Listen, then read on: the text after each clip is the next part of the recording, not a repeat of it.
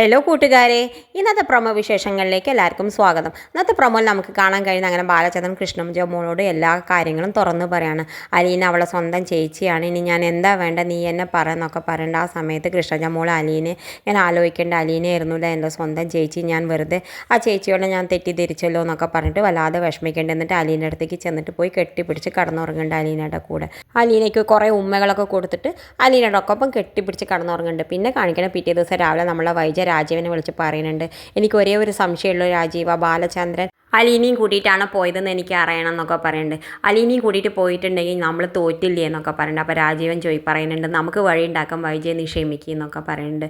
എന്തായാലും പിന്നെ കാണിക്കണം നമ്മുടെ ബാലചന്ദ്രൻ്റെ അടുത്തേക്ക് അലീന ചായയൊക്കെ ആയിട്ട് വരുന്നുണ്ട് രാവിലെ ആകുമ്പോൾ. അപ്പോൾ അലീനയോട് പറയുന്നുണ്ട്, ബാലചന്ദ്രൻ പറയുന്നുണ്ട്, ഇനി നിന്നെ വീടിൽ നിന്ന് പുറത്താക്കിയില്ല, ഇനി നീ എന്ത് ചെയ്യാനാണ് ഉദ്ദേശിക്കണമെന്നൊക്കെ ചോദിക്കുന്നുണ്ട്. ആ സമയത്ത് അലീന പറയുന്നുണ്ട്, ഇനി എൻ്റെ ജീവിതം സാറിൻ്റെ കാരുണ്യത്തിലല്ലേ, സാറ് പറഞ്ഞതുപോലെ ചെയ്യാമെന്നൊക്കെ പറയുന്നുണ്ട്. അപ്പോൾ ബാലചന്ദ്രൻ പറയുന്നുണ്ട്, നീ പേടിക്കേണ്ട, എൻ്റെ മക്കളുടെ അതേ അവകാശവും അധികാരവും എല്ലാം നിനക്കുണ്ട്, എല്ലാ സ്വാതന്ത്ര്യവും നിനക്കുണ്ട്, നീ പേടിക്കേണ്ട, അവരുടെ പോലെ നിനക്ക് മാനമര്യാദയായിട്ട് ജീവിക്കാമെന്നൊക്കെ പറയുന്നത്. എന്തായാലും കൃഷ്ണൻജോ മോൾ ഇതൊക്കെ അവിടെ ജനലിൽ കൂടെ കാണുന്നുണ്ട്.